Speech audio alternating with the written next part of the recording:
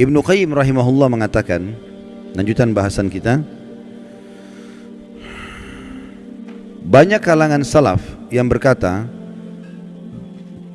setelah mereka meninggal orang-orang pun sering mendatangi kuburan mereka, lalu membuat patung-patung mereka. Kemudian setelah masa demi masa berlalu, akhirnya disembahlah patung-patung tersebut.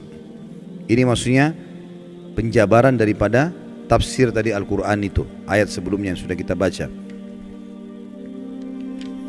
Tadi kita sedang membahas tafsir surah Nuh ayat 23 ya. Jadi awal-awalnya dibuat patung-patung, sampai akhirnya di kuburannya mulai dibuat patungnya, dengan alasan syaitan bisikan supaya tidak lupa mukanya ya. Lalu kemudian mulailah berjalan waktu, lama-lama orang jadi sembah ya. Sembah itu berarti, sembah artinya kalau kita bilang iyyaka na'budu, hanya kepadamu kami menyembah. Sembah itu tunduk, patuh, cinta ya. Itu semua makna-makna sembah. Jadi akhirnya berlebihan pada benda-benda mati seperti ini.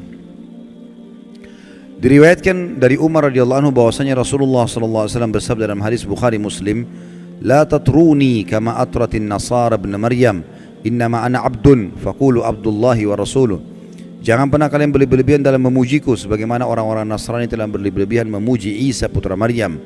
Aku hanyalah seorang hamba, maka katakanlah hamba Allah dan Rasulnya ya.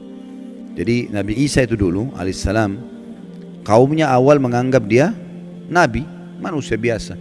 Awalnya Hawariyun, sahabat-sahabatnya dulu begitu. Berjalan waktu, mereka mulai menganggap Isa ini manusia suci dan lahir tanpa ayah, berarti dia anaknya Tuhan. Mulai pindah ke situ, namanya gulu, berlebihan. Akhirnya memposisikan Nabi Isa alaihissalam bukan lagi pada posisinya sebagai utusan Allah saja, tapi sudah luar biasa, sampai pada tingkat yang menganggap Isa dan ibunya Maryam alaihissalam adalah Tuhan. Awalnya tidak, tapi lama-lama ke situ. Awalnya cuma oh ini orang soleh, ini nabi. Oh, akhirnya mulailah diinterpretasikan, dijabar-jabarkan. Nah ini kayaknya dia lahir tanpa ayah, berarti anaknya Tuhan nih. Nah berarti ya, supaya kita tidak lupa buat patungnya. Sekarang orang Nasrani banyak tidak sadar, mereka bukan lagi sembah Allah, bukan juga bahkan sembah Nabi Isa, tapi sembah apa? Patung. Ditaruh patung di situ, mengatakan itu patung Nabi Isa, patung Maryam. Patung, nggak ada hubungannya sebenarnya. Tapi seperti itulah. Dan apa bedanya dengan kaumnya Nabi Nuh yang tadinya buat patung, awal-awal diminta-minta, lama-lama akhirnya disembah gitu. Sementara Nabi Isa alaihissalam berlepas tangan dengan itu ya. Saya nggak tahu sudah pernah saya bacain belum dalam surah Al-Maidah ayatnya.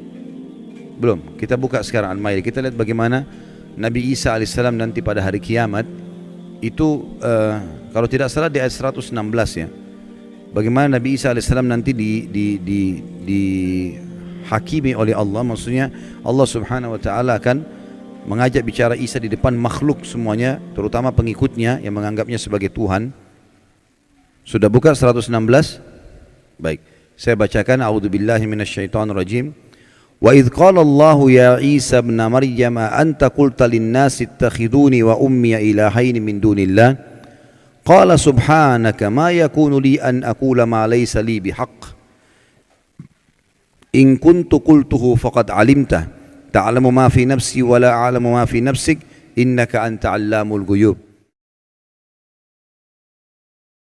Dan ingatlah ketika Allah berfirman, hai Isa putra Maryam, maksudnya nanti hari kiamat nih, di depan orang-orang semua, apakah engkau mengatakan kepada manusia, jadikanlah aku dan ibuku dua Tuhan selain Allah? Maksudnya ada Tuhan lain ya, Trinitas yang mereka bilang itu. Isa menjawab alaihissalam, maha suci engkau, tidaklah patut bagiku mengatakan apa yang bukan hakku mengatakannya. Jika aku pernah mengatakan, maka tentulah engkau mengetahui apa yang ada pada diriku, dan aku tidak mengetahui apa yang ada pada diri engkau.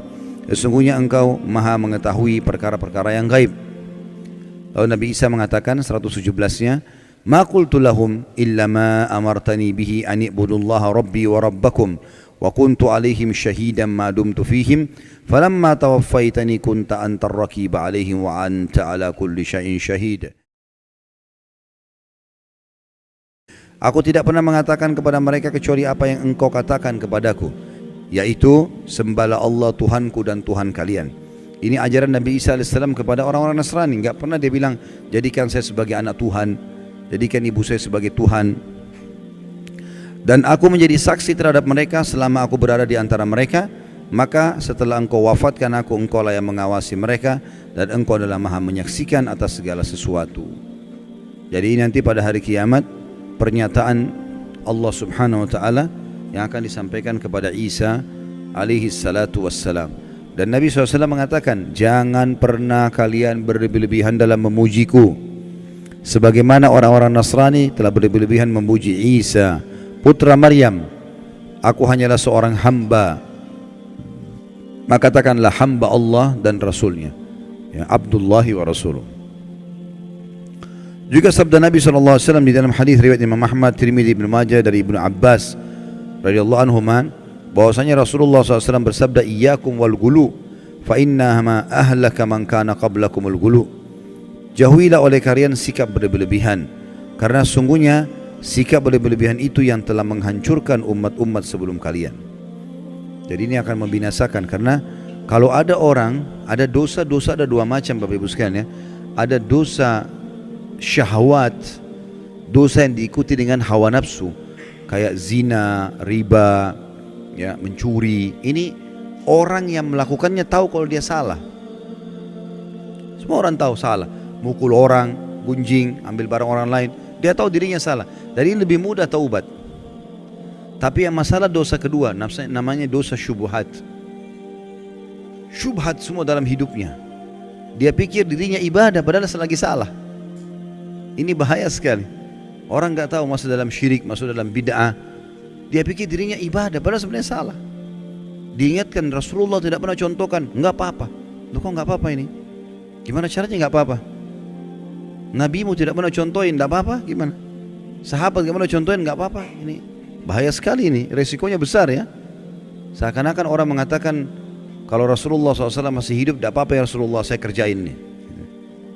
Walaupun anda belum ajarkan. Kira-kira kalau dia bilang begitu depan Nabi, diapain sama Nabi itu? Pasti dia dihardikin, tidak boleh. Gimana caranya? Ya. Para sahabat saja tidak ada yang berani itu. Ada yang pernah bilang, kan ada beberapa sahabat yang melakukan perbuatan Nabi nggak pernah contohkan. Jangan lupa loh, waktu itu wahyu masih turun. Dan ada dalam sunnah-sunnah Nabi ada namanya kauliyah, perkataan, ada fi'liyah, ada perbuatan, ada takririyah, persetujuan Nabi. Kalau sesuai dengan wahyu, Nabi enggak tegur, Nabi biarin aja. Kalau dilarang, Nabi larang. Karena wahyu lagi proses turun. Kalau sekarang Nabi SAW sudah meninggal, agama Islam sudah sempurna, gitu kan? Untuk apa kita mengatakan boleh kita tambah-tambah? Kan jadi masalah. Syubhat jadi dia. Dia pikir dirinya ibadah padahal lagi salah. Kan ini jadi masalah ini. Habis waktunya bertahun-tahun dalam hal-hal yang tidak ada gunanya, gitu kan? Orang jaga kuburan, di situ dipakai kesyirikan. Orang minta-minta pada jenazah, dianggap dirinya ibadah. Duit ambil dari situ, hidup dari situ, ini kan masalah ini. Jadi banyak orang subhanallah tidak sadar padahal dia masuk dalam dosa syubhat. Dan ini lebih bahaya karena orangnya susah taubat. Dianggap dirinya benar soalnya. Ini masalah ini, ya. Mudah-mudahan Allah selamatkan kita dari situ.